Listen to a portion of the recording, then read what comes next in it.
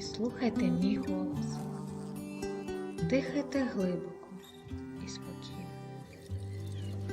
Уявіть собі, що ви сидите на галявині у прекрасний літній день.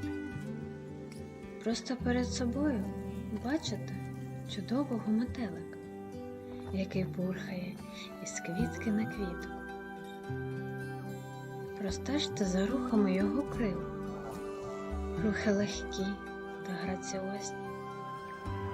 Тепер нехай кожен уявить, що він метелик, що в нього гарні, великі крила. Відчуйте, як ваші крила повільно і плавно рухаються вгору, вниз. Насолоджуйтеся відчуттям ширяння в повітрі. А тепер гляньте на строкату галявину, над якою летите. Подивіться, скільки на ній яскравих квітів. Знайдіть очима найгарнішу квітку і поступово починаєте наближатися до неї.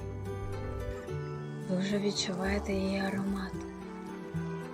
Повільно і плавно ви сідаєте на м'яку пахучу середину квітки.